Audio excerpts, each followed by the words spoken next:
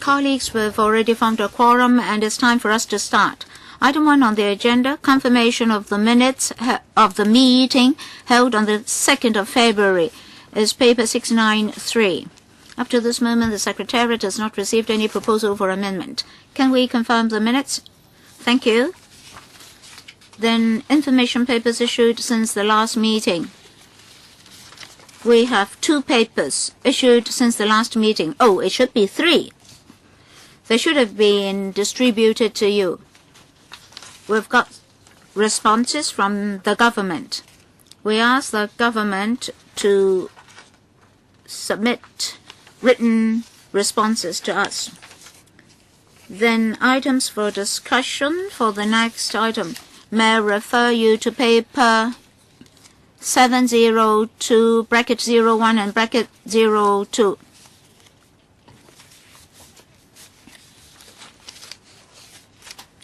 I'd like to invite the government representatives to come in. We have a residents rental concern group from Kuen Long, Laos. They have submitted a written submission to us regarding the mechanism for adjusting domestic rents under the Housing Society. Our next meeting will be held on the 4th of May, and we'll have 2 progress reports. Mr. Lee Chak-yan, we received from the Complaints Division a complaint about the rehousing of SDU residents in factory buildings. Of course, we support the operation, but what about rehousing of tenants or residents? So we should discuss the rehousing policy. Previously, for rooftop residents, we did have a rehousing policy. So why can't we have the same for SDUs?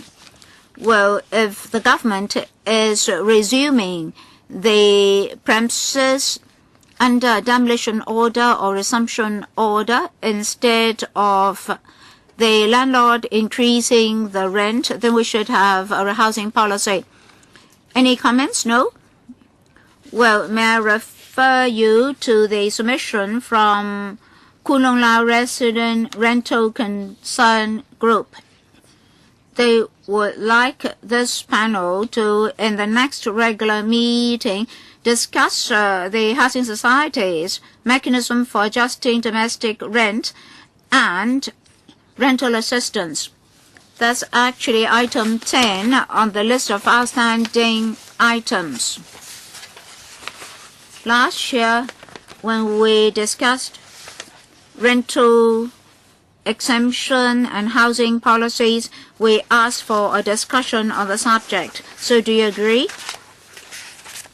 As I said, we would have 2 discussion items for the next meeting. That is items 1 and 2 on the list of outstanding items. Can we add a third one? That is this one. Mr. Wong Kok Heng, all right, you support it. Thank you. So next time, we'll have a third item for discussion, role and positioning of the Housing Society and government's housing policy. Please invite the Housing Society representatives to attend. Next item, rent payment for public housing tenants. May I refer you to paper 702, bracket 03. Government, would you please introduce the paper to us? You have a PowerPoint presentation? No. Oh, that's for the next item. So please introduce the paper to us. Madam Chairman, this paper is to introduce to you the Financial Secretary's budget for 2015-16 in relation to a relief measure. That is for 1 month's rent for lower-income tenants in PRH units. And this will be for a number of rental units, public rental units. If we use November 2014 for calculation, about 740,000 households will benefit.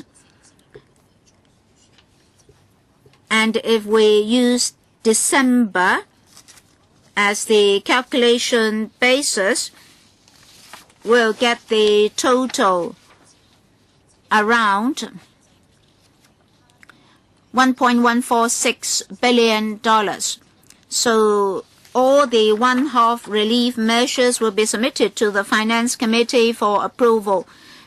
If the funding proposal is approved, we estimate that in about 1.5 months' time, this 1 month's rent policy can be adopted. Members, if you have direct or indirect and pecuniary interest related to any item today in accordance with ROP 83A, you should disclose the nature of that interest. And ROP 84 is related to voting with direct pecuniary interest. So question time, 4 minutes each. Mr. Wong Kwok Heng to be followed by Mr. Wong Yok Man. Mr. Wong Kwok Heng. Madam Chairman, in the LegCo, some members have already said that they're going to filibuster. The Secretariat has received over 3,900 amendments. Then we may not be able to approve the budget in May. So I have a question for the government. According to your estimation, if there is filibustering on the budget, say throughout May and the whole of June, when will you be able to adopt this rent payment for public housing tenants by 1 month? And then for private housing premises, for the partitioned cubicles, small cubicles, cage houses, etc., the tenants are even more miserable. In particular, for those eligible for PRH, they don't get a PRH unit yet. So what relief measures do you have for them? Well, this is actually additional burden for them. They're more miserable than the PRH tenants because they're not eligible for this 1 month rental exemption. Madam Chairman, as we said just now, if the funding proposal is approved, we need about 1.5 months' time to process the matter because we need to adjust the computer and make banking arrangements. And as we are paying rent for the tenants, we have to verify and update the list of tenants. If we can write the computer formula in advance, we'll do so. As for verification of tenants, we have to know the exact month of commencement before we can do verification. At the moment, I can't comprehensively know when the appropriation bill will be enacted. But once it is enacted, we'll go to the FC as soon as possible for funding approval. So we'll work as quickly as possible. Given our past experience, this exercise will be very hasty because we're talking about over 110,000 households. So the timetable is tight. Mr. Wong asked about the non-PRH tenants. What will happen to them? Well, under the budget, there are other one-off relief measures, say for the CSSA recipients, the old age allowance, etc. So these other relief measures will be able to assist those who are in need. What about those eligible for PRH but has not been allocated a flat yet? I'm talking about the eligible persons on the waiting list. What relief measures are there for them? Madam Chairman, in this year's budget, we actually rely on this rent payment for public housing tenants. As for the other persons, we have to rely on the other relief measures, one-off relief measures. They're not regular relief measures. They're one-off in nature. So in terms of CSSA, etc., we would like to be able to help them. I asked about the preparation work. Can you get started earlier? Because in the past 2 to 3 years, there was filibustering. Supposing the budget is approved in June, can you beat the deadline of July? Or it may not be the deadline, but can you do that in July? As for prior preparation, we won't wait. We'll do whatever we can do first. We'll act on the computers first. For example, for PRH units, always with people moving in and out and decanting as well. We have to know when we can implement that before we can start our work. According to past experience, we can complete it within a month and a half, and we'll try to speed up the process as much as possible. Next, Mr. Raymond Wong. This is a one-off measure which is conducted annually. This time it's 1 month's rent, and for the financial position in 2014 to 15, according to the budget, it's over $60 billion. But you are only going to pay 1 month's rent for the tenants. Apart from those well-off tenants, you are going to pay 1 month's rent for them. How about people who are waiting for PRH units? Since you have a lot of resources, why don't you do something more? When the financial secretary made a decision, before he made his decision, rather, he should have consulted you, right? And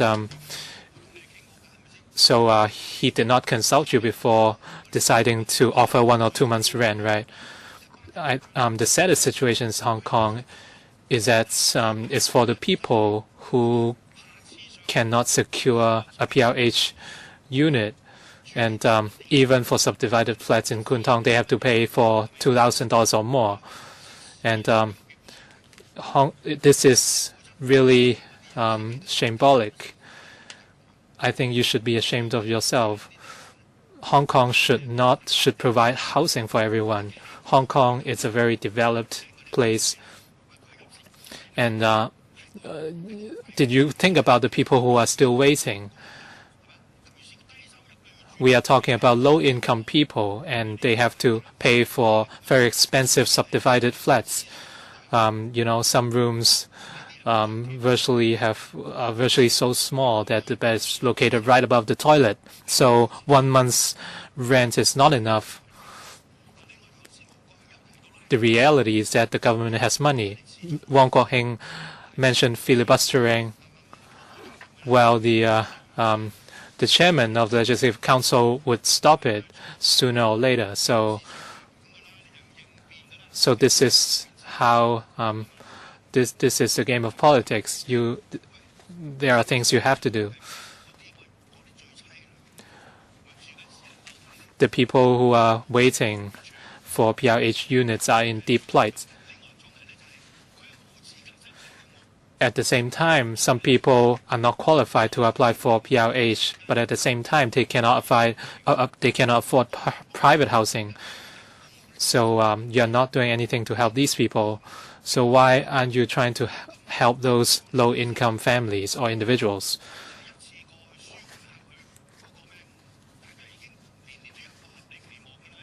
I think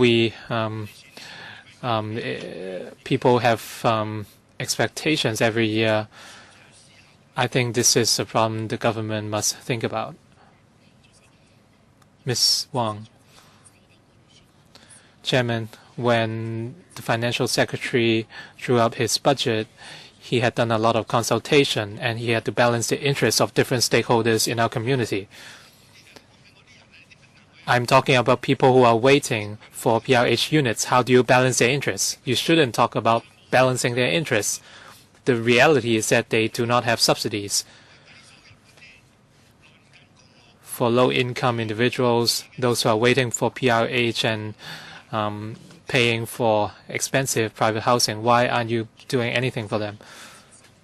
Apart from this one-off rent payment, we do have other measures for non-PRH tenants. The Community Care Fund can help them.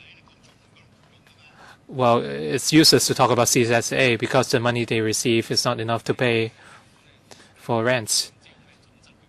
Mr. Lee Chuk-yan, the government doesn't seem to have a fixed set of criteria in terms of rent payment or waiver.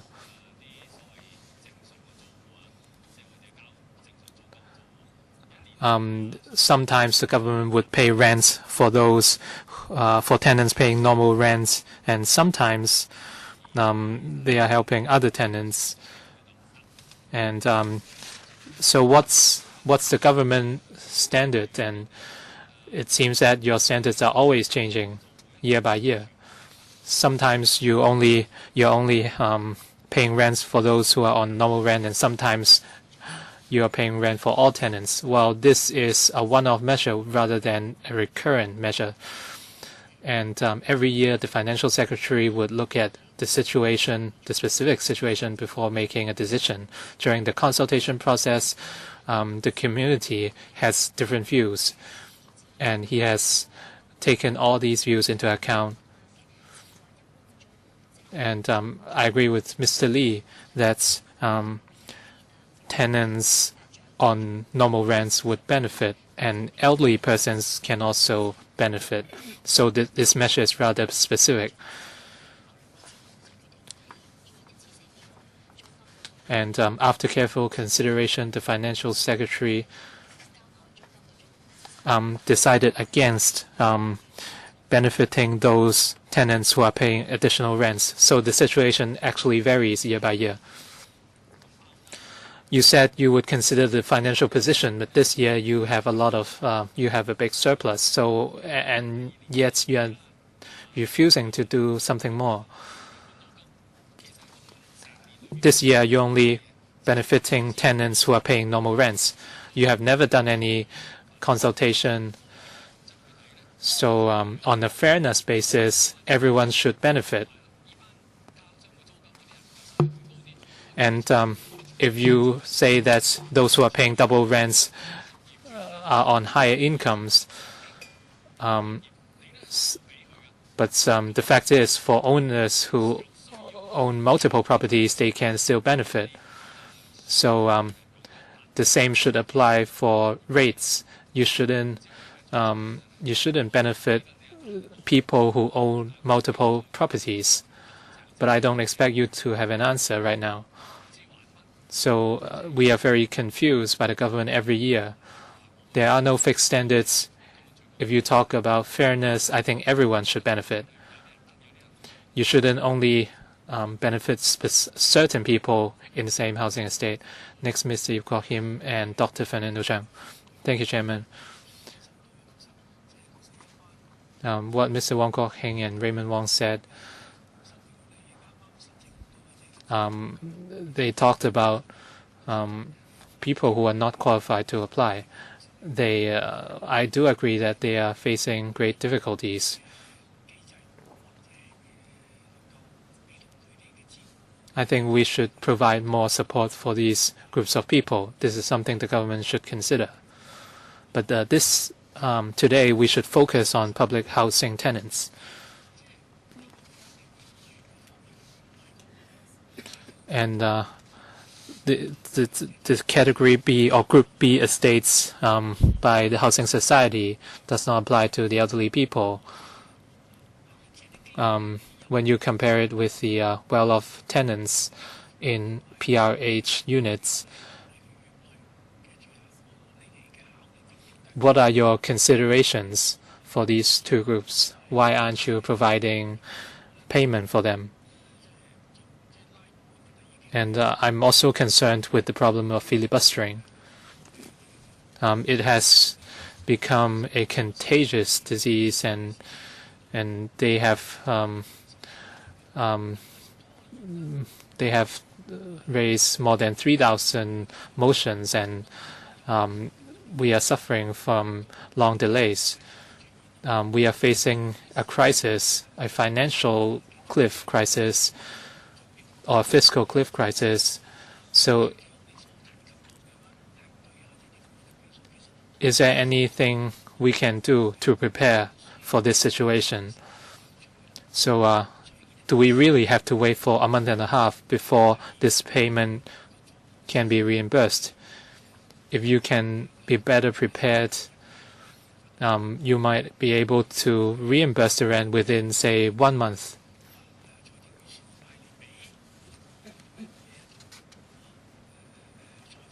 And this way, the PRH tenants can benefit sooner. So can you speed up the process? Deputy Secretary. Perhaps Mr. Virgil too can talk about the process. And on the HKHS Group B estates, for Group A estates, the asset limits are similar to those of Group A, and for Group B, they are more, the rents are higher.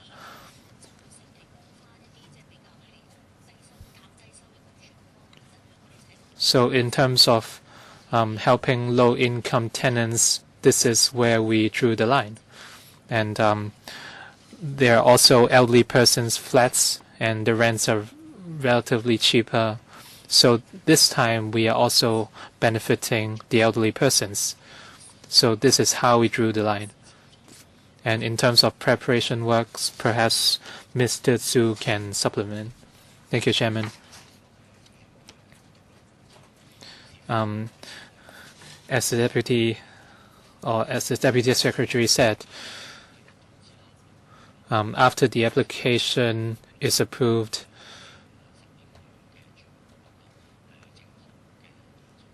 we can ascertain the number of households who are affected. Every month, a large number of households move in and out of the flats. So facing this uncertainty,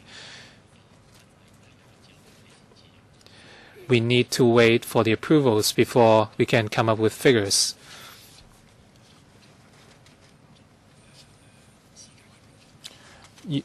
Can you only come up with the figures after the cases are approved? A lot of these movement notices are issued 1 month ahead of time, and a lot of work can be done ahead of time. When we can confirm which month the payment will be reimbursed, we can have a more accurate figure. But I do agree with members that we should expedite the process.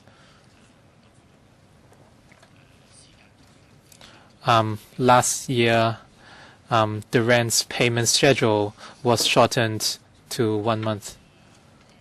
I think your time's up, Mr. Su. We have Dr. Fernando Cheung and Mr. Albert Chen. Thank you, Chairman.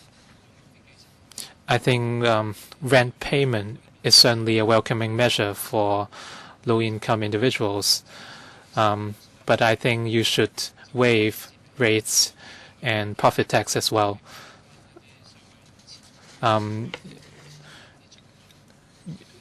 You should.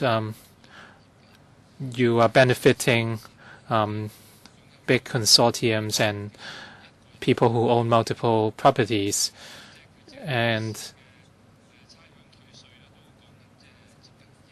if you reimburse the rates or taxes, they can receive as much as $100 million.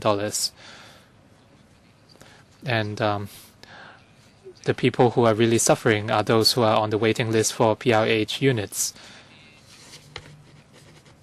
And we asked for some subsidies for those on the waiting list, but it was rejected by the government. And right now, the Social Welfare Department is handing the rents over to the Housing Department, and a lot of CSSA households cannot afford their rents. And in PRH, the percentage is at 5.9%. So this was the question I asked about the budget. right now more than 8,000 households. We have more than 8,000 households as of the end of 2014. More than 8,000 households had the problem, and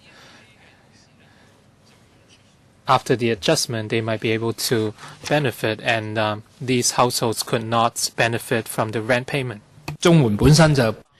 Number one, USSA covers rent, so rental relief has nothing to do with them. Number two, if they rent properties in the private market, the CCF can barely assist them.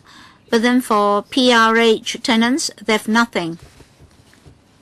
So under the HA or even under the housing society, there may be people who are under-subsidized in terms of rent.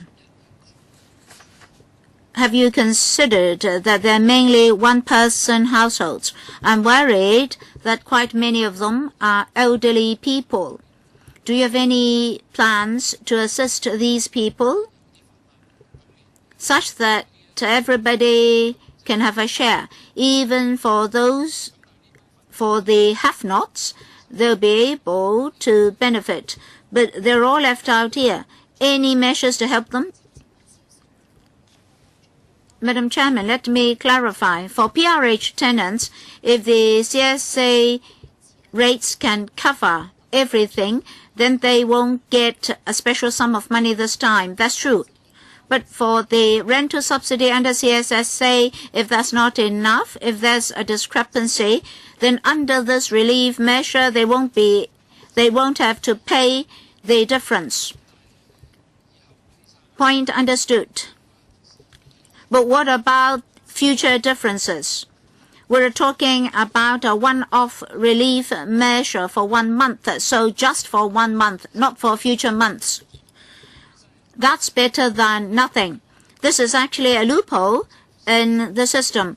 I hope that the SWD and the Housing Department can have some coordination so that there won't be any difference in future. Mr. Albert Chan and Mr. Wu Chi-wai. Madam Chairman, first of all, I have to thank the housing officials for attending this meeting today. But in fact, our discussion is not much related to them because they actually transfer benefits to the tycoons. So we would like to express our dissatisfaction towards the FS. We're scolding the officials here, but in fact, they are not the officials to be blamed. Of course, we welcome government measures to assist the low-income people and the grassroots. But the whole policy is lopsided. A 1-month rental relief sounds very merciful, but in fact, that's not enough. PRH household, 1-month rental relief, ranging from a few $100s to, say, $2,000 to $3,000. But a conglomerate possessing 16,000 units can be exempted rates for 2 months. Just one consortium can collect $200 million. This is lopsided in terms of interest. This is favoring the tycoons, the wealthy people, but the have-nots have nothing. So we're not human beings if we're not to filibuster. Given such a budget, even some pan-democrats are saying that this budget is quite good. We look at the real nature of the budget. You blame us for filibustering. Well, at most, that will last till early June. In the past, certain funding proposals were not passed, not because of filibustering in the budget, but because of so-called traffic congestion in the Finance Committee. The government wants to assess the ITB and other proposed infrastructure projects, disregarding the misery of the people. Well, if you present us with livelihood proposals, we can pass them immediately. In Macau, they have delivered over 10 times of benefits. For this FS, he favors the rich and the tycoons as well as the big consortia. And here members also collected over $100,000. Mr. Chen Kam Lam has become rich. He earned, I think, tens of millions of dollars just on one shop premises. Will you support the budget because you may benefit, your family may benefit? What about the have-nots? So, Madam Chairman, I don't want to create difficulty or make life difficult for the officials here. All three of them are technocrats, they're civil servants. Where are the officials under the accountability system? They're going to gain applauses. The secretary and undersecretary on this subject are the most incompetent all these years.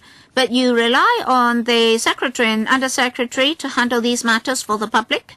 I think we have to rely on God. We should pray for ourselves. The FS won't do anything to be passionate towards the grassroots and the ordinary people. So we must reprimand Mr. John Tsang. He is actually robbing the poor to benefit the rich. Next, Mr. Wu Chi-wai. Thank you, Chairman. This rental relief is one of the relief measures in the budget. Of course, if we view this from the angle of easing the plight of the public, then we must agree that this particular measure targets the grassroots. But in the budget, we have a wide range of relief measures, including rebates.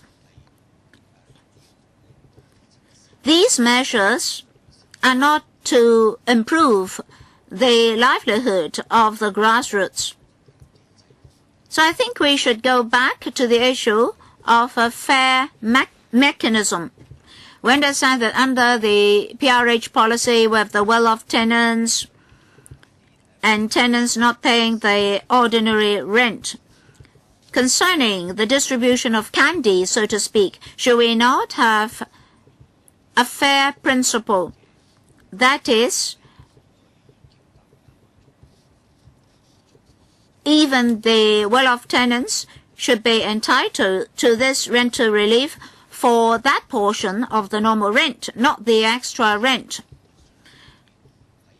The government has proposed different measures, but these measures are not consistent. They don't come under one single criterion. Say, if we adopt the principle of assisting the disadvantaged and the grassroots, then we should adopt the same principle across the board.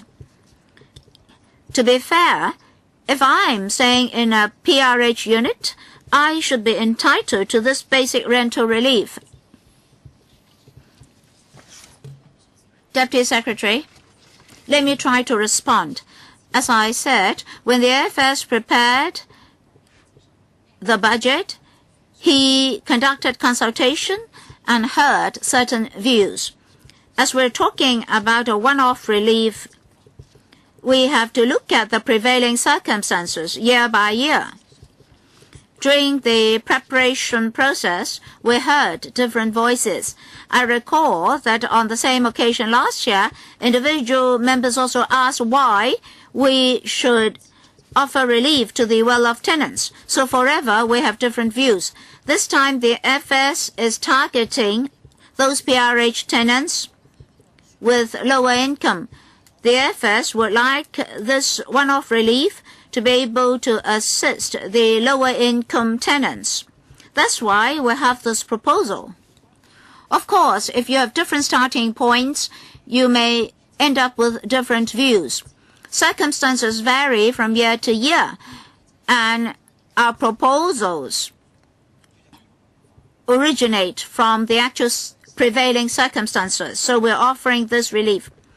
Well, you would like to assist the lower income PRH tenants. Maybe you find it inconvenient to say that well-off tenants can benefit from other one-off relief measures. We don't quite understand the financing principle of the FS. Consistency is important. Anyway, well, basically, you started with rental relief for those paying the basic rent. So the basic rent was the basic concept last year. But this year, you have changed. So we don't understand your fiscal philosophy. So should you not improve your rental relief policy? I also have 4 minutes. Mr. Ip Koh Him and Mr. Wong Kwok Heng said that for Group B estates under HKHS, Housing Society, they should also benefit from rental relief. I recall that in the past we did include them. Back then, some of those tenants were queuing up for HA units, but due to demolition and waiting for the HA flats, they eventually chose Housing Society units. They actually did not know that they're actually giving up other housing benefits by doing so. So I hope the THB can help us consider this. That is, Group B estate tenants should also benefit.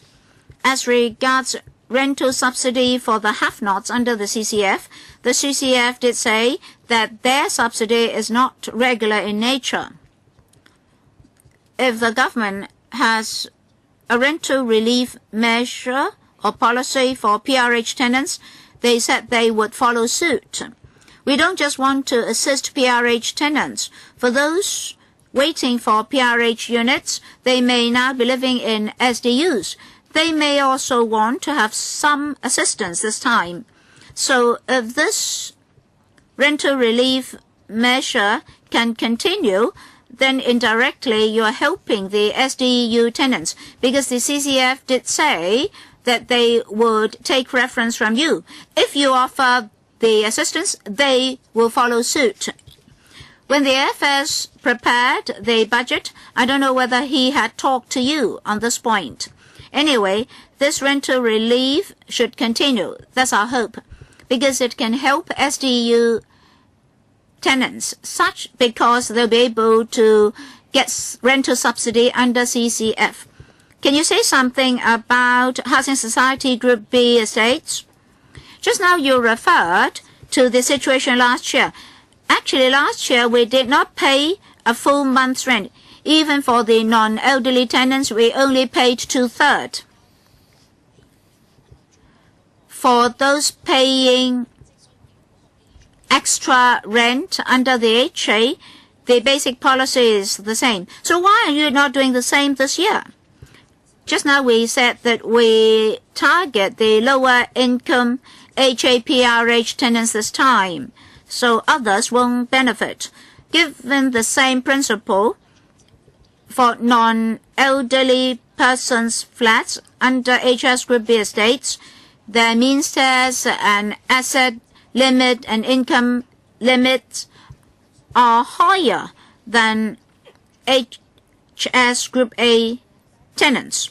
So that's how the line is drawn. For Group B tenants, last year you paid 2/3 for them. So in future, when you propose similar measures, you should consider them. Next, Mr. Frederick Fong. Are you on the issue of rent? Yes. All along, the government said it's impossible, but I'll still insist on this. That's about Tai Hang West Estate. Now, this measure is for HA estates and Housing Society estates. But of course, under both, there are different categories. In the past, rental relief is only for HA tenants, not HS tenants. Later HS tenants were covered, but not Tai Hang West Estate. Given the history and nature of Tai Hang West Estate, the Tai Hang West Estate Company Limited is actually under a similar organization. That is, after the Second World War, with government subsidy, the companies built housing units for low-income tenants, but they're only rental flats. Why is it that you have to exclude Tai Hang West Estate? Their tenants are being discriminated against. In the 1990s, these people could not apply for rental PRH units. They could not submit green forms or white forms for HOS flats. So it was very strange. And it's very strange, and they are being discriminated against, and this has persisted until now. So that's why I've always urged the government to elaborate why they could not file applications. Chairman, this one-off relief measure applies to PRH tenants. Tai Hang West Estate is a private housing estate, so the same principles do not apply. Of course, the housing society is a public body as well. It's not controlled by the government. But down the years, the housing society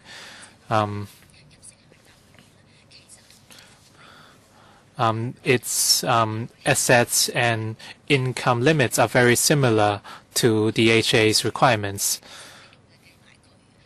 So we would take these factors into account. So the situation is different from the case of Tai Hang West Estate because it's a private housing estate. And so the Financial Secretary's relief measures targets PRH tenants, and it cannot be extended to private tenants. It's a private housing estate, but it's owned by a charity. And very often the government has another set of standards for charities because charities don't serve to make a profit, and they're not profit-making. And I think the nature is very similar to the properties of the housing society. Historically, there has been a lot of discrimination, and only in recent years are they allowed to submit white forms, but then still not allowed to file green forms. So are you going to take this chance to make things right? We are not trying to discriminate against anyone, but we do have to draw a line. It's a private housing estate. Otherwise, we would have to apply the same standards to many other private estates. This one-off relief measure targets PRH tenants. So let's wrap up this item on the agenda. Do members agree for the government to submit this proposal to the Financial Committee? Let's move on to the next item, which is energy saving initiatives in new public housing developments. You can refer to paper CB brackets 1702/14 to 15 brackets 04 and brackets 05. We will invite the administration to walk us through the papers.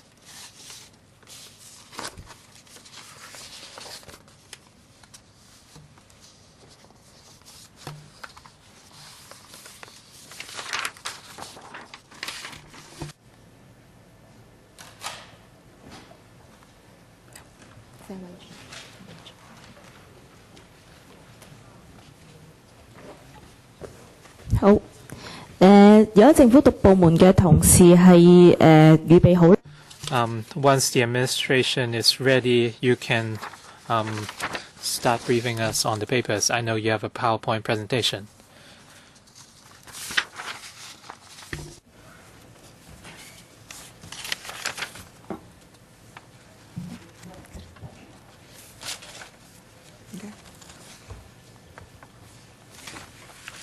Ms. Fung, Ms. Fung, please.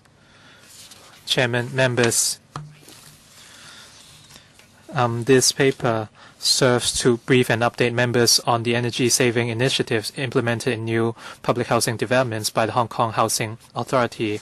And we are going to talk about electricity consumption and carbon footprint, as well as our measures going forward.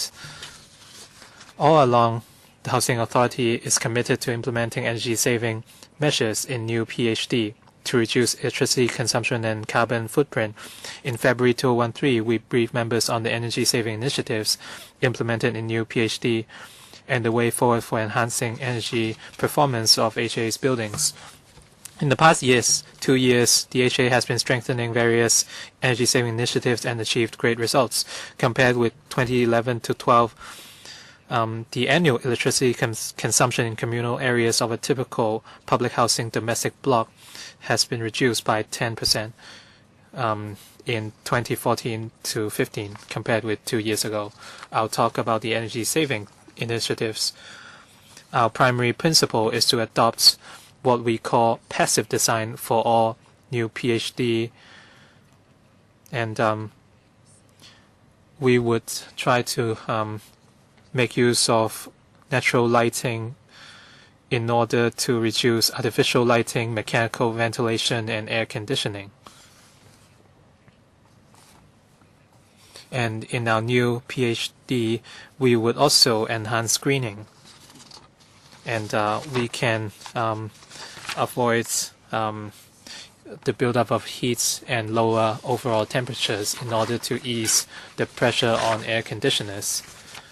And these measures would help the tenants in these new developments, as well as overall electricity consumption of the HA.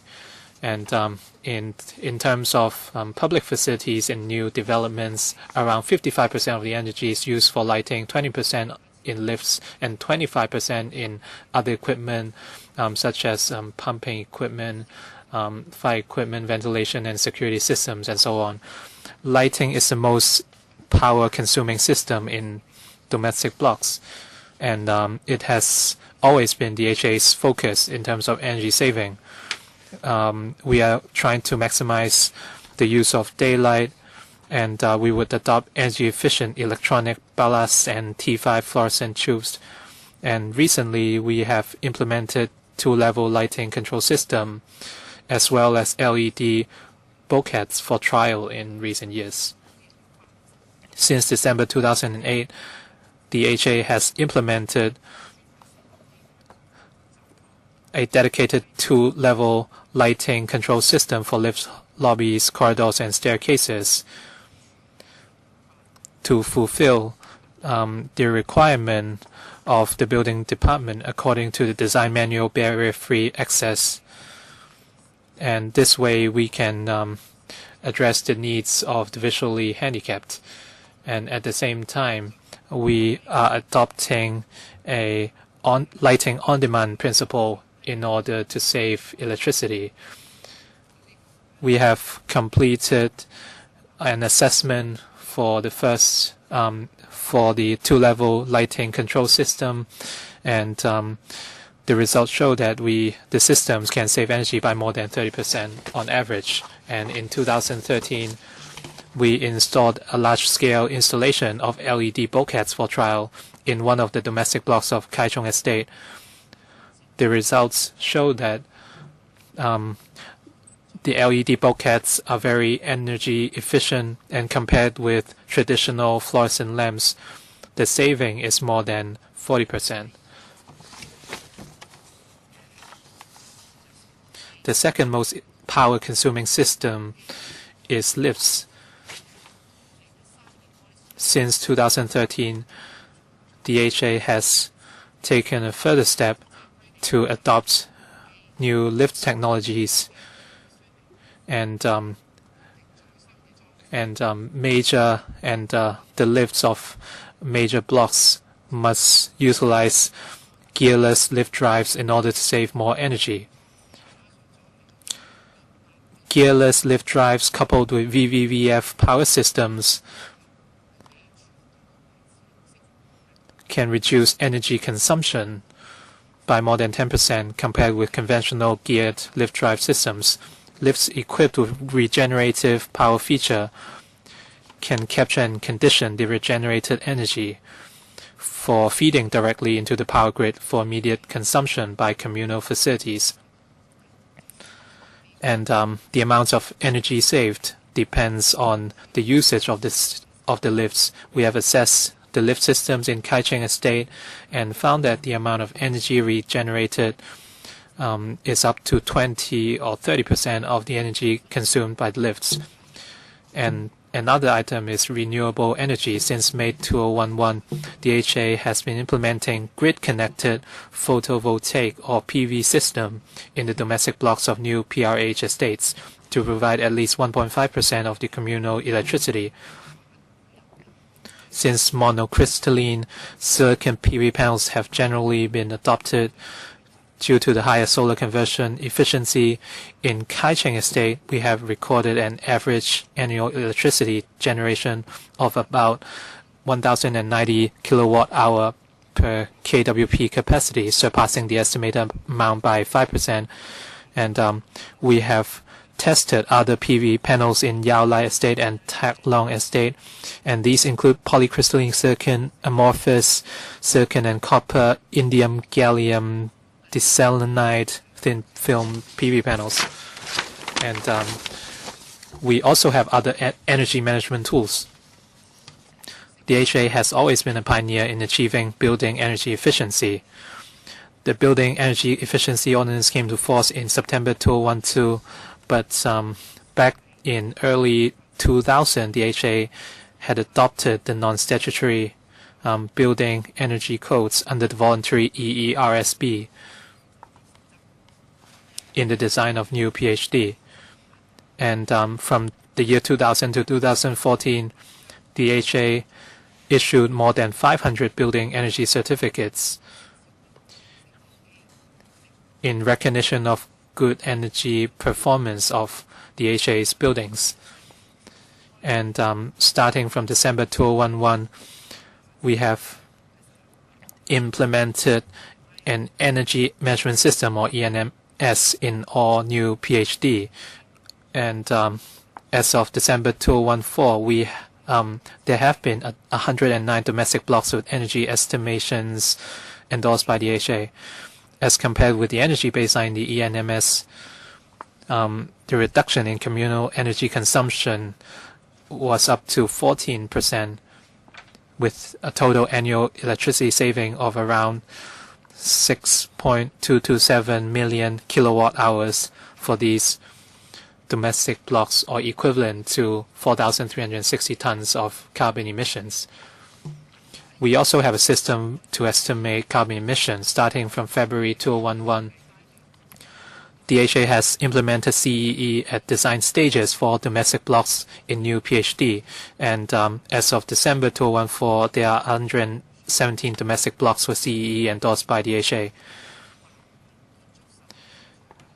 And for domestic blocks with design building lifespan of 100 years, we have achieved an estimated reduction in carbon emission of 632,000 tons, which represents an average of 12% in reduction compared with the baseline. In order to enhance the tenants' environmental awareness, we have developed a smart meter monitoring and energy information display system, or SMM, and EIDS. And we have adopted this new system in all new PhD. According to a resident survey in Kai Cheng Estate, more than 60% of the residents are aware of this system. And out of those people, more than 75% found this system helpful in raising the tenants' awareness on environmental conservation. And by implementing these initiatives, we can substantially save the amounts of energy and hence carbon reduction. And in Kai Cheng Estate, for example, we can save a lot of energy through the two-level lighting control, LED bulkheads, gearless lift drives, and so on. and the annual savings amount to about 240,000 kilowatt hours, or 168 tons of carbon emission, compared with the level in 2000 to 2001. 25% of communal energy can be saved, and for a typical domestic block, the overall communal electricity saving is around 53%. As for cost effectiveness, the Housing Authority, being a major public sector developer of residential buildings in Hong Kong, plays a key role in reducing energy use and carbon intensity to echo the carbon reduction targets set by the government on one hand, and must be prudent in evaluating and implementing the various energy-saving initiatives to strike a balance between reaping environmental benefits and rational use of the HA's funds on the other hand, in order to achieve value for money. According to the electricity saving achieved in Kai Ming Estate, as a result of the implementation of various energy-saving initiatives, the corresponding saving in annual electricity cost can well cover the amortized additional capital and maintenance cost of the initiatives over the service life of the systems or equivalent. Reliability and durability of energy-saving equipment would have direct bearing on whether their service life can last as anticipated, so that forecasts for electricity cost saving could be realized to offset the additional capital and maintenance costs involved. As the qualities of LED lighting products available in the market vary considerably, the HA has collaborated with the local industry to spearhead a product certification scheme to ensure their reliability and durability for mass application. We're planning to adopt LED bulkheads as a standard lighting provision for the lift lobbies, corridors, and staircases of domestic blocks in new PhD when there is adequate supply of quality certified products in the market. Considering the current status of accreditation application by certifying bodies and product certificate application by LED lighting manufacturers, we anticipate that mass application of LED lighting can be rolled out for building contracts due for tender in late 2015. With the mass application of LED bulkheads, we anticipate to further reduce 10% of electricity consumption in communal areas of the domestic blocks in new PhD from 2014-15 to 2016-17. In future, the HA will continue to explore every practicable means to further enhance the energy performance of buildings in new PhD. Thank you, Chairman. Question time for members. 4 minutes per member. Questions plus answers. Mr. Wong Kwok Heng, to be followed by Mr. Tony Tse. Thank you, Chairman. Chairman, I'd like to ask the government this question. That is, to make good use of solar energy. For new PRH estates, you're using the facility. But what about the old estates? We have many of them.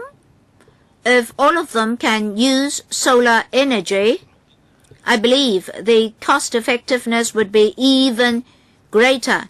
So do you have any plan to apply solar energy to old estates? Question 2.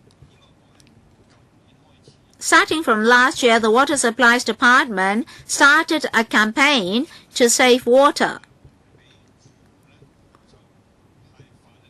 They distributed water-saving filters to users to assist users in saving water.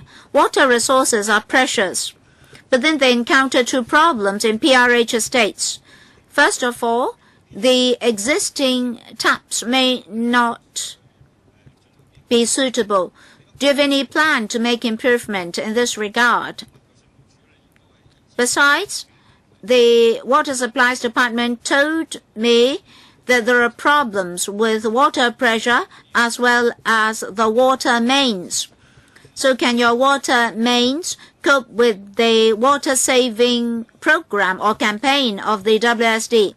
Can the Housing Department discuss with the WSD such that the water-saving campaign can also be launched in PRH estates. Thank you, Mr. Chairman. I'd like to thank Mr. Wong for his questions. For solar energy, we're studying which installations would be most energy efficient. Are all rooftops suitable for solar energy installations? Now, first of all, the rooftops must not be shadowed, and no glare should be produced such that neighboring buildings will not be affected. So even for new designs, it depends on building design and related arrangements.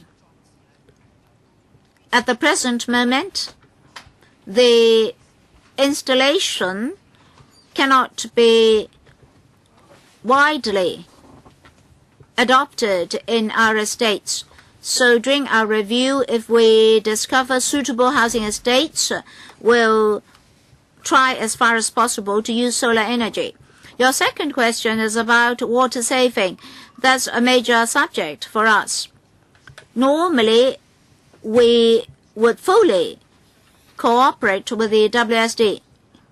New estates, when compared with old ones, can cope more with water-saving installations insofar as taps and mains are concerned.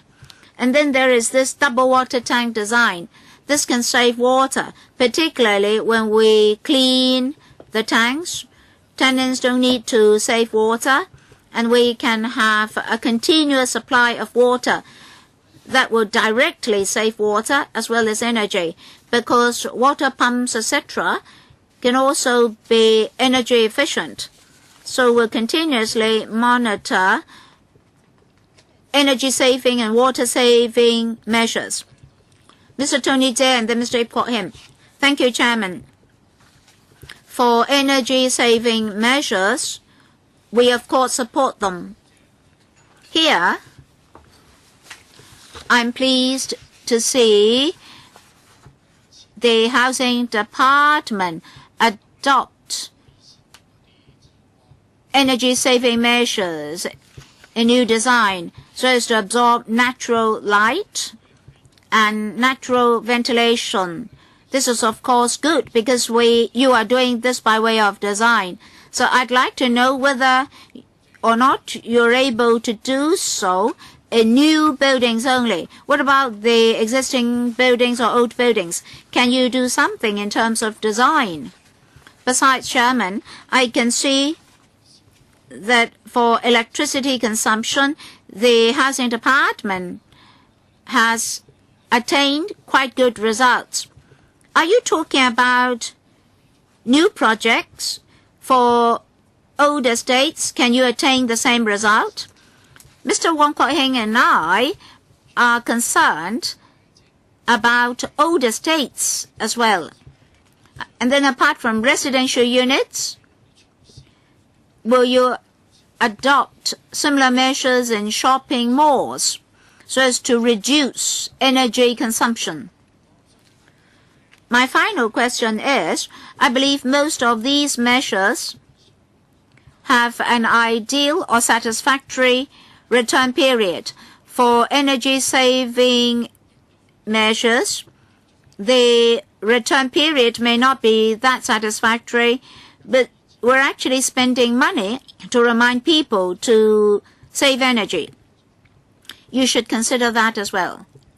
Deputy Director, thank you, Mr. Chair, for your question, and thank you for supporting our work.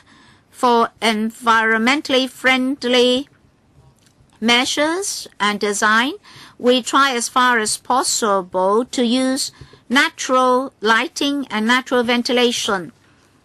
We adopted this concept for old estates, and for new estates, we try to do even more in order to make use of natural light and natural ventilation. Now, what about the completed housing estates. The average units used by every household is 678 units, but for 2014-15 is 638. When compared with 2006, that is earlier, a number of years ago, Greenpeace published press releases in 2006, and the average unit then was 807 for our housing units. For private housing units, they spend 7,000 to 8,000 units. So, after adopting the new measures, electricity consumption further dropped. As for shopping arcades, shopping malls, I can confirm that we have the same measures.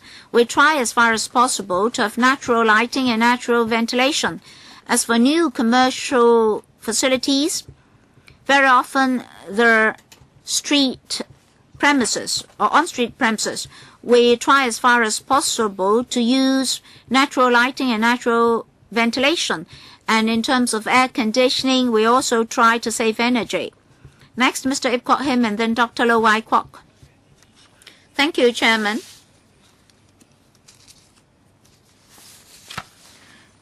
I very much support the existing and new measures adopted in existing and new buildings to save energy. As the Deputy Director knows, whenever a new estate is completed, I ask the same question, that is, whether or not new initiatives are adopted. So the question is whether you can offset the amount of investment, that is, the cost of environmental protection and energy saving. In paragraph 8 of your paper, you mention that, as detailed in paragraph 6, a number of measures have been adopted, like two-level lighting control, LED buckets, gearless lift drive, lift regenerative power system, and grid-connected PV system, and so forth. Now you say that these are sufficient to well cover the amortized additional capital and maintenance costs of the initiatives of the service life of the systems or equivalent. So what do you mean by the amortized additional capital and maintenance costs? Can I understand it this way? That is, the investment can be recovered. So how do you do your calculation? Deputy Director, for different systems, their service life, their return period, how much electricity can be saved, annual recurrent expenditure, etc. We have detailed analysis, and different installations have different effects. Generally speaking, all installations are sufficient. For example, the return period ranges from 10 years to 10-odd years. For sure, we can recover costs, and the electricity tariff saved is considerable, offsetting recurrent expenditure. But for the solar panels, the return period is longer than the service life of 25 years. Yet, the electricity tariff saved per building every year can offset the investment. So different installations have different effects. All these energy-saving measures together, plus electricity saving, can offset the overall cost as well as investment period. So for the future,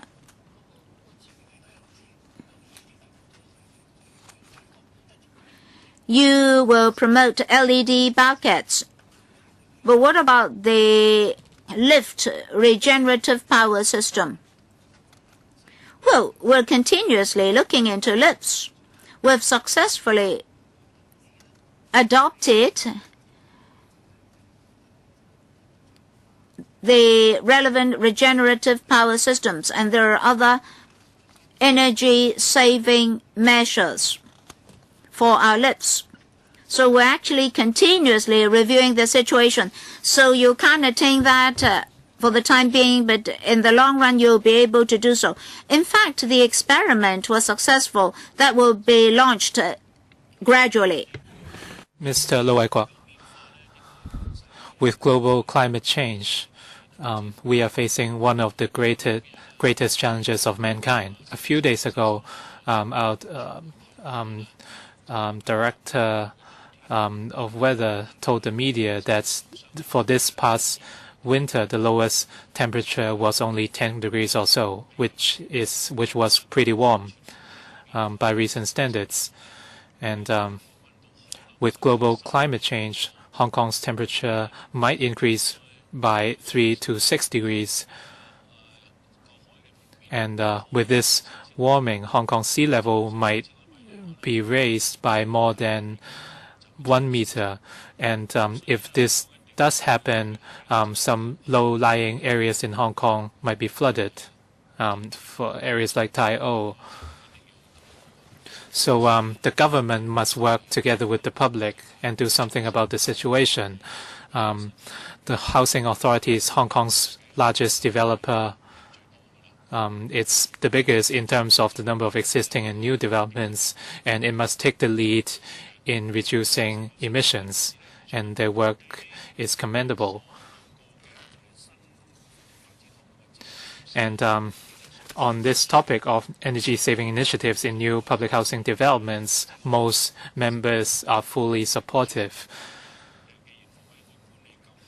And since the Housing Authority manages so many PRH estates, more can be done on the existing developments. So I have 2 points to make. And there are things we can do in existing estates. And for slide 3, you talked about the ISO 50001 management system.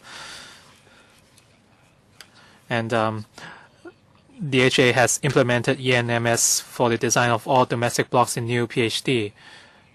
And I have a declaration of interest to make. I'm a member of HA, and this certificate is issued by the Hong Kong Quality Assurance Body, and I'm also a member of that body, but I do not have any pecuniary interest in it. So I'd like the administration to tell us whether ISO 5001 can be extended to all PRH developments. And will LED lighting be introduced to all existing PRH developments for lighting in the corridors and so on? If they are to be upgraded into LED lighting, you don't have to wait actually. You might actually achieve gains by replacing all these lighting immediately, because you can start saving energy soon. So you can do some calculations, and this is something you should promote in existing PRH developments. Deputy Director. The HA has implemented ENMS in existing PRH developments, and we will obtain the ISO certification for all new PhD. For existing estates, we can implement certain energy saving initiatives. For example, the 2-level lighting control.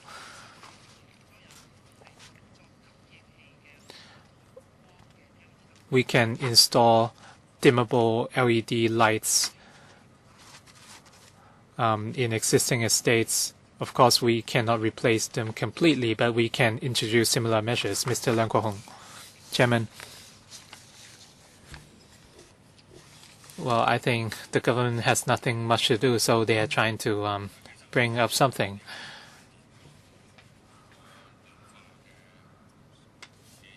Frankly speaking, if you think your initiatives can ease warming or warming of Hong Kong, it's impossible.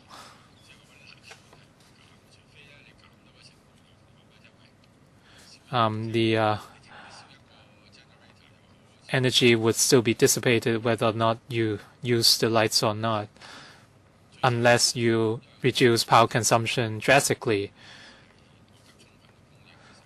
In order to ensure a continuous power supply for industrial buildings, our power plants would continue to create power non-stop.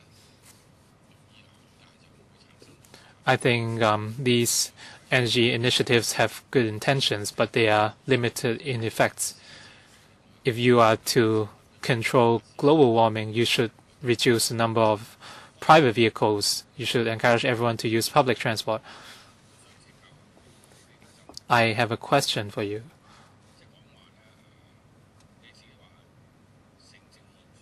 You said you have achieved great results. So my question is, according to the paper, as of December 2014, over 400 certificates are granted. And in other words, 100 new public housing developments have been endorsed. For those 100 developments, are you only talking about public housing developments? In the past 2 years, how many new developments have been launched by the Housing Authority, and how many of them have received energy certificates? All our new developments, including residential developments, retail facilities, they have all obtained energy efficiency certificates. And these certificates cover power generation devices, lifts, air conditioners, etc. So all our buildings have secured certificates. So all your buildings are certified by the EMSD as being energy efficient. Yes, you can say that. All our new buildings must obtain energy efficiency certificates. So in other words, buildings that fail to obtain such certificates might be banned by the EMSD. Am I correct?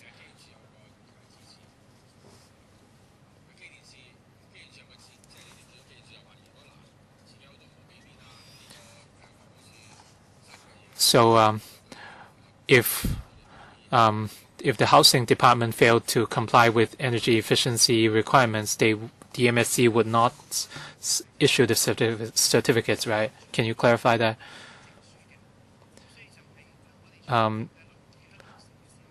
When our buildings are launched, we would apply for the certificates from the MSD on energy efficiency.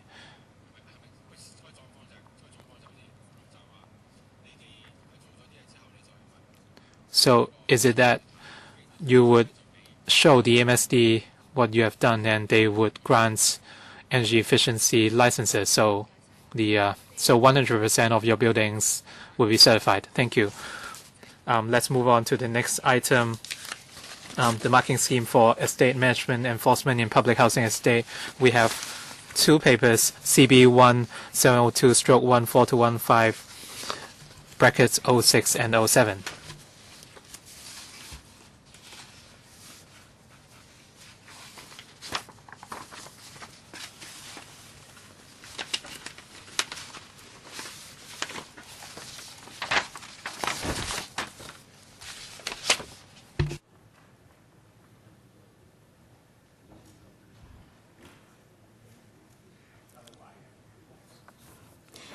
我知部門係咪有個有問？We have a PowerPoint presentation, right? So perhaps you can walk us through very quickly. Chairman, members, today we would like to update members on the latest progress and effectiveness in implementing the marking scheme for estate management enforcement in public housing estates. And since the marking scheme was implemented in August 2003, we have strengthened control against hygiene-related misconducts. And according to a central survey, most tenants are aware of this marking scheme. And the satisfaction and the overall satisfaction rating on the hygiene in public housing has reached 78%. And for misdeeds on illegals, cases of smoking, the unauthorized dog keeping and throwing objects from heights, we will continue to step up our work, and we will also step up promotion efforts to promote hygiene awareness among public housing tenants. And Mr. Leung Sai-chi will walk us through the PowerPoint presentation. Please be quick. Chairman, members, I will talk about the background of the marking scheme, the overall execution, and the three most common misdeeds, and our way forward. As you understand, the marking scheme was introduced in August 2003, and as of now, 28 misdeeds are covered under the scheme, and points would be docked according to the extent of the misdeeds. And the purpose is to discourage these misdeeds to safeguard the hygiene, safety, and management of public housing estates. And if tenants are allotted 16 marks within 2 years, their tenancy would be terminated. The number of misdeeds covered by the marking scheme has been extended from 19 2003 to 28 at the moment. And right now, the marking scheme has covered most misdeeds that are common among the tenants. So the current scope of coverage would be retained. And according to the 2014 Public Housing Recurrent Survey, 94% of our tenants are aware of the marking scheme, and 65% feel that the penalty was reasonable. And 5% of the respondents are satisfied with the overall cleanliness and hygienic condition. And as of now, around 20,000 households have been allotted points, and this scheme has proved effective.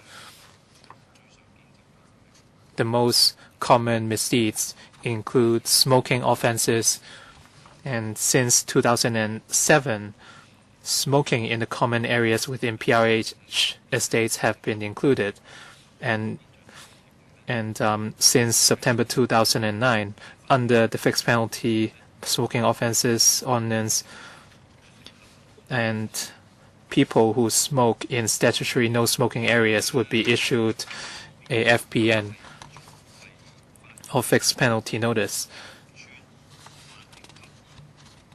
If tenants are found to smoke in these areas, they would be allotted points and be hit with a fixed penalty. And those who smoke outside in outdoor areas in statutory no smoking areas would be allotted points. And from 2009 to the end of 2014, we have issued 1,672 fixed penalty notices, and 6,400 households have been allotted points. And the second common misdeed is unauthorized dog keeping. Under the following except for the following circumstances, tenants are not allowed to keep dogs. First is for households under the temporary permission rule or TPR. And the second exception is service dogs for the visually or hearing impaired tenants. And the third exception is for tenants with strong special needs for the companion of a dog for mental support. And with doctor's recommendation, they would be allowed to keep a dog. And under our current penalty, if tenants keep dogs without authorization, they would be docked 5 points, and they have to remove their dogs within 14 days. Besides, in enhancing measures to control dog keeping, we regularly review the temporary permission rule, and within the areas of our PRH estates will enforce the point allotting system, the marking system, and we also enhance publicity. At the end of 2014, the number of TPR dogs was reduced from some 13,000 in 2003 to some 4,200. And then 570 tenants had points allotted. Another common misdeed is throwing objects from height. Under our marking system, 7 points will be allotted for this misdeed, and for more serious cases that may lead to personal injury, 15 points will be allotted. For very serious danger and personal injury cases, the tenancy will be terminated immediately. Ever since 2009, we've been engaging in enhanced publicity measures, and we also have devices to monitor anti-throwing objects from height. We also monitor the black spots, enhanced patrol and inspection. Last year, for those allotted 7 to 15 points, there were 155 and 15 cases respectively, and from 2009 to 2014, about 1,000 tenants had been allotted points. As for the way forward, first of all, we see that this marking scheme has support amongst our tenants. We'll also enhance publicity and education such that our tenants will not have such misdeeds, to ensure that we have a clean and hygienic living environment for our PRH tenants. And every now and then we review the effectiveness of the marking scheme, so we always advance with time. All right, members' time, 4 minutes, questions and answers per member. Mr. Wong Yok Man. Madam Chairman, this marking system is household-based. In the past, some councillors already said that one offender may cause the whole family to bear the consequences.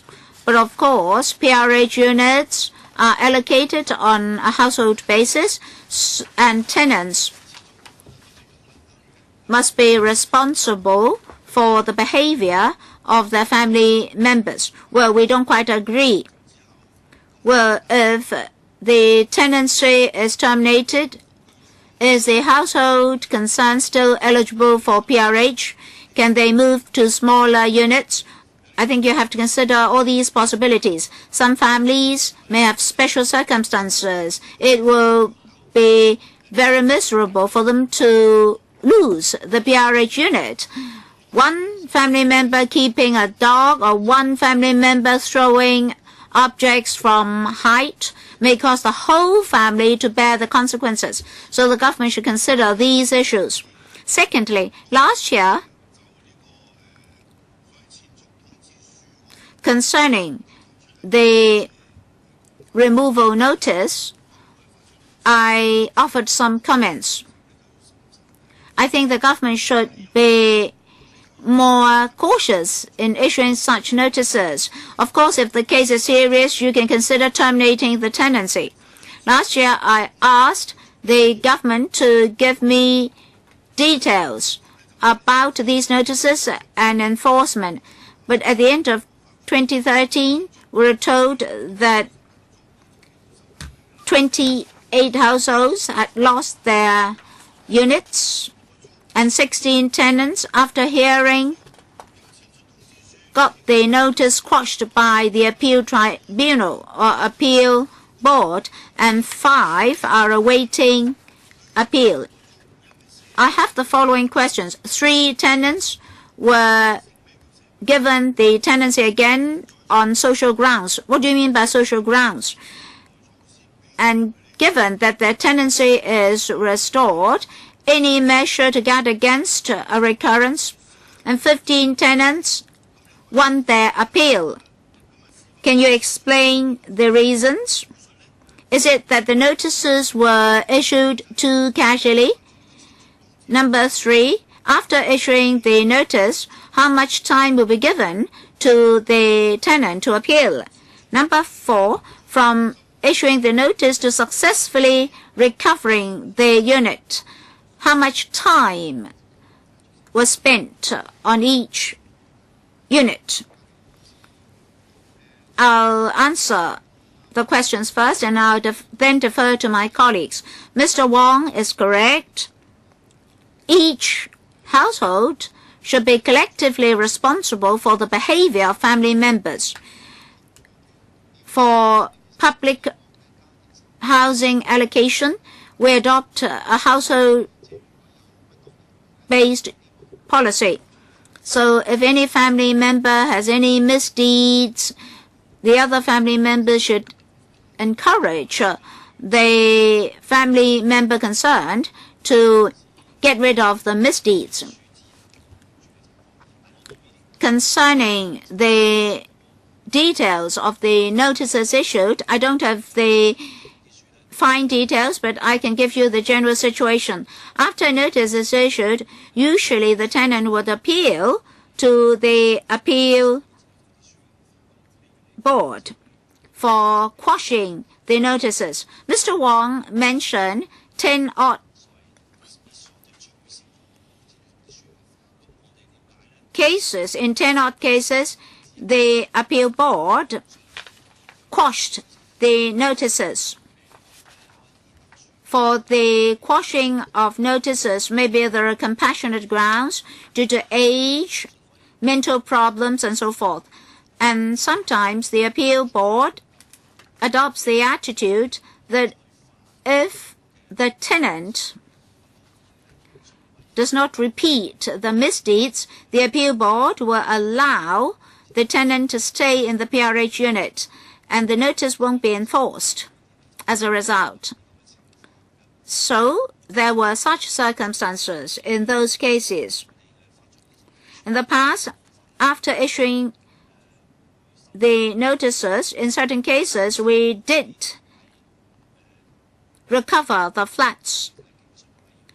As for the remaining cases, is the appeal board quashing the notices due to the grounds that I just cited. Madam Chairman, I'm not satisfied with the answer. I've been following up on these cases. At the end of 2013, 51 tenants were given the notices. I need the specific information so that I can consider the marking scheme and the pros and cons of the policy so that we can conduct a review. For the 16 cases quashed by the appeal board, if we don't know the details, We don't know whether you issued the notices casually and hastily. I'll give the floor to Mr. Leung Kwok-hong first, and then Mr. Frederick Fung. Madam Chairman, this world is just like a mirror. The Leung fans monopolize everything. They control everything. Well, after Mr. Leung became the CE, all his fans were escalated to a very high level, and then after Mr. Barry Jones' case, for example, all of the Leung fans dropped to a lower level. Are we now back to the Qin dynasty? Are you encouraging families to have a harmonious relationship? Why do you do it by way of punishment? Are you going back to the Qin dynasty? Well, given your policy, if the offender disregards his family members and continues with the misdeeds, or maybe the son has a grudge against the father, and the son continuously conducts these misdeeds, maybe for 3 times, 2 times, 3 times. The father will, of course, be very angry, but the whole family will be driven away. And then if a person tells you that apart from jumping from a height, he will throw all other objects onto the street. So what can you do about him? Well, ask your own conscience. What logic is this? Singapore, under the leadership of Mr. Lee Kuan Yew, was criticized. And you sound so convincing just now with this policy. Well, you have to prove your case. You have to look at a particular case from all angles. Even with your logic, only the offender should be prosecuted, only the offender should leave the unit. The whole family shouldn't be punished.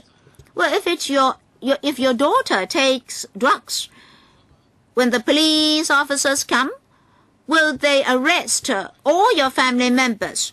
You use Hong Kong people's money to construct these PRH units. So how can you impose these unreasonable conditions on Hong Kong people? Ask the remainder of Hong Kong people, would they agree with you? Your logic is wrong. Maybe in law you have the final say. No judicial review can be taken out against you. Well, if you make me very, very angry, I'll consider taking out a judicial review against you. Well, if the tenant smokes in another PRH estate, he will not suffer. So your tenants can smoke in other housing estates. Well, Lake Yuen tenants can smoke in wheelchair estate. A tenant can say, I'm now in wheelchair. You cannot prosecute me or punish me because I live in Lake Yuen. What sort of education is this? You, of course, don't want liberal studies, because with liberal studies, people will, of course, learn that you're in the wrong. I live in a public housing estate, so I understand the situation. We're talking about logic. I mentioned 2 logical principles. Please respond. Mr. Frederick Fung. Madam Chairman, I have 2 questions. Number 1, only the offender should be punished, not the whole family. In certain cases, the other family members may not know. Maybe one of the family members throws objects from a height. The other family members may not know, but they are to be punished. And for drug addiction or drug trafficking, is of course serious, and the whole household may be forced out. But in fact, the other family members don't know that family member is taking drugs. So that's unreasonable. And sometimes not the whole family is punished. Take, for example, a spouse passes away, you only allow the other spouse to remain. The children have to move out. I will ask why the children's spouses cannot remain. And you say, sorry, only one can remain. So sometimes you don't adopt a family-based policy. We'll say for combinations 1, 2, 3, and 4 sometimes, you ask one of the family member to separately apply for PRH. So number 1, how can you resolve this self-contradiction? And then how should you handle the sole offender? Secondly, if I have not been allotted 15 points yet for crowded families, sorry, they won't get a bigger unit, right? That means other policies cannot be implemented. Is that the case? So 2 questions. Thank you very much for your question. For the first question, I want to reiterate that the allocation of PRH units is family-based. According to the ordinance, the whole family must be held accountable for misdeeds. So as such, the government can only take action or impose penalties according to the ordinance.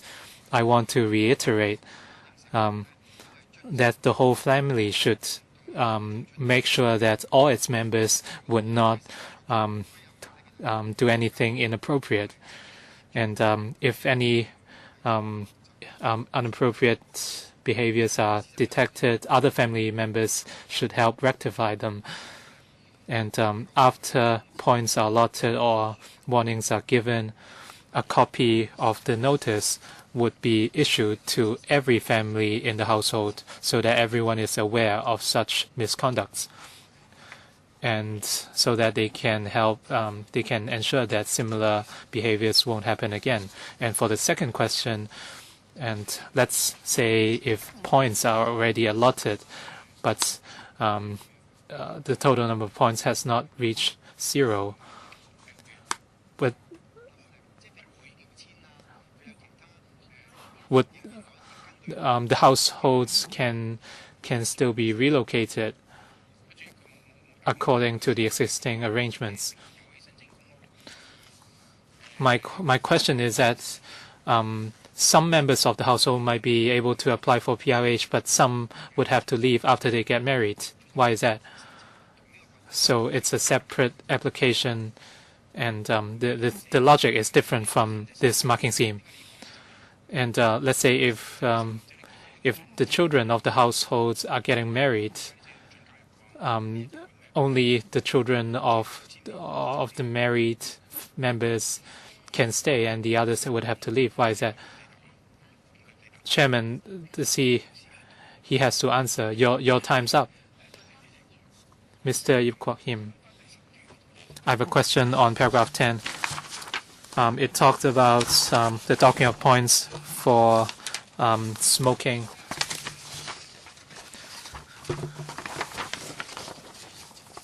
And the tenancy might be terminated if all their points have been docked. And you said you have allotted points for 6,400 tenants.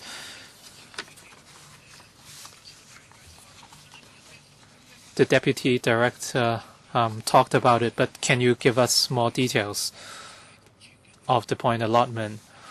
If the person conducting the misdeed lives in that estate, the household will be allotted point. Otherwise, they won't.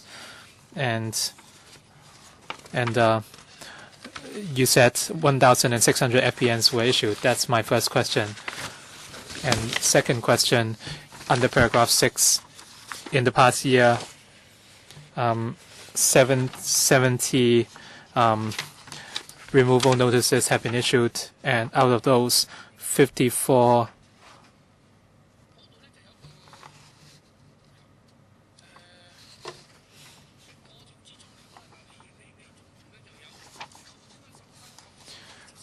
and 70 households have been docked, or 16 points, and some have received removal notices, and some of them were withheld. Can you tell us the reasons for the withholding, and why didn't you issue the notices? And what are the arrangements for appeals? Can you provide more information? Let me address the first question first on the docking of points for smoking. And we had allotted points for more than 6,000 tenants, and more than 1,600 FPNs were issued. It really depends on where they conducted the offense, and if they smoke in areas, if in the same estate they live in, they would be allotted points and be given penalties. And that's if they smoke in statutory no smoking areas. And on the other hand, if they smoke in other areas or outdoor areas of the estate, they would only be allotted points. Which areas are illegal and which are not? In the estates, we have designated certain no smoking areas. So does it cover all areas, including outdoor areas? We are referring to public spaces or public areas. Would there be clear labels? Perhaps Mr. Leung can provide more details. Mr. Yip, we are looking at two situations. The first scenario is to give penalties according to the smoking offences ordinance. If they smoke in statutory no smoking areas, we have the power to issue a fixed penalty according to the law. For areas which are not SNSAs, under our own ordinance, smoking is still banned. For instance, outdoor areas. And in these cases, they are not against the law, but they are in contravention to our scheme, so they would still be docked points. And for the second question, you said over 70 households have been docked all 16 points. And we are still looking into some of those households to see if they have some special reasons before we decide whether to issue notice to quit and Mr. Leung Yu-chung. And there's a paragraph called Way Forward in this paper. And the Housing Authority is exploring the way forward for this marking scheme. You said that the marking scheme has been well received by PRH tenants. In principle, I agree with your view. But can you review the approach that the entire household has to be responsible for what the members do? Mr. Lee told us about the major principle. Is there any room for reconsideration? I'm sure a lot of you are parents yourselves.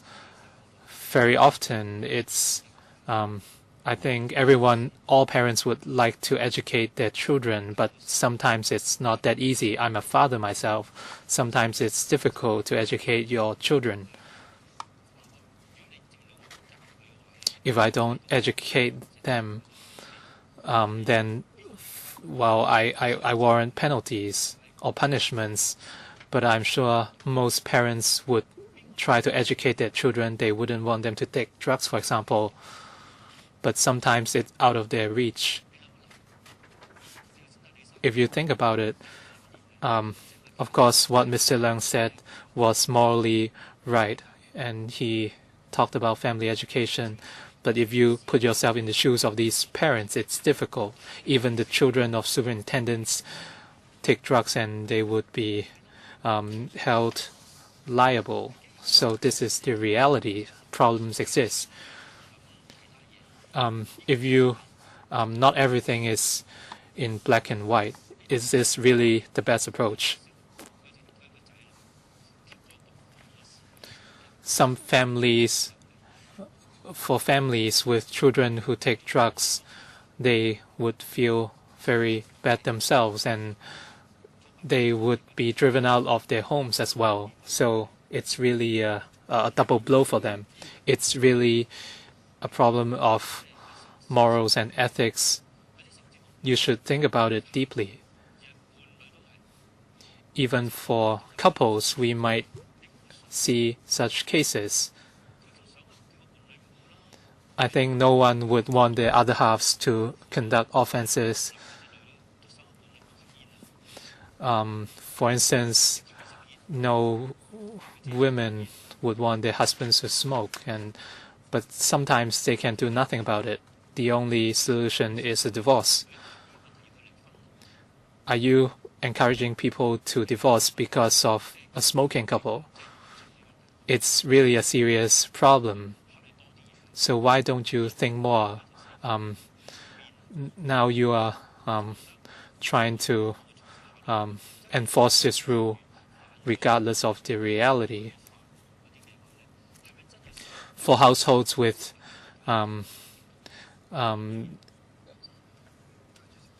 certain family members who don't play by the rules, are you going to punish the entire household?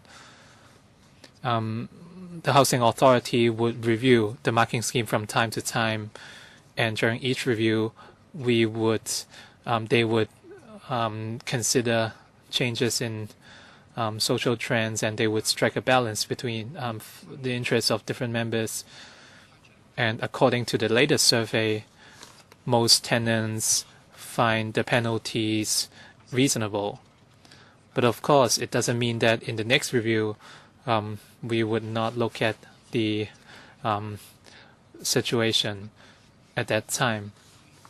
And right now, the scheme has covered most common misdeeds, and as such, the housing authority has no intention to increase the coverage. I'd like to say something as well. You mentioned in the way forward paragraph that you would conduct a review. What Mr. Raymond Wong, Mr. Leung Kwok Hong, Mr. Leung Yu Chung, etc. actually mentioned this problem during the last meeting. We talked about the issue of accountability.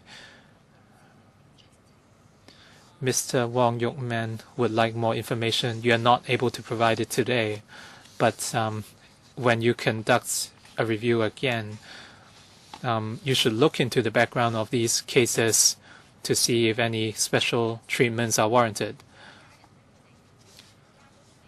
In some cases, if all members of a household is not cooperative, of course you should penalize the entire family.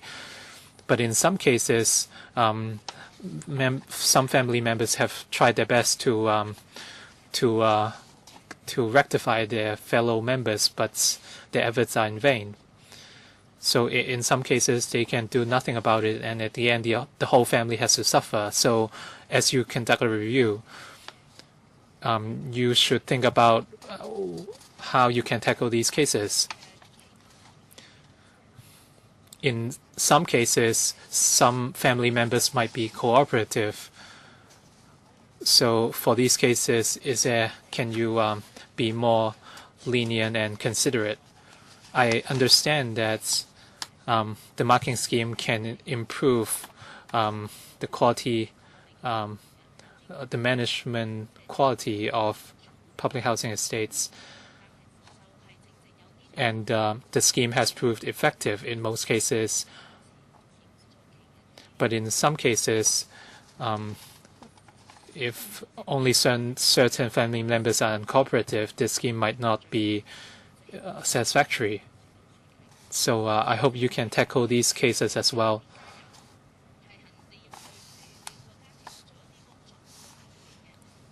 Sometimes if you request households to do something, if only certain members are uncooperative, can you only allot part of the points and not all the points? This way, the scheme might be more well received, and you can better achieve what you set out to do. During each review, we would carefully listen to different voices, including the members' suggestions. Mr. Raymond Wong wanted you to look into certain cases. So next time, can you report the progress back to us? Please don't just share the figures. You can also share details of these cases with us. And we would gather more information on this front and share them with the members. Mr. Frederick Fung asked a question as well.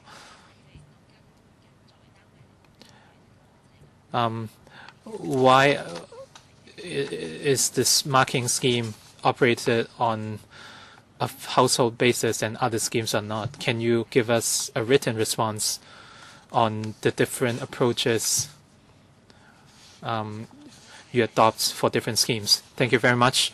So we can wrap up the meeting for today. We have no other business. Thank you very much. We'll meet again in May.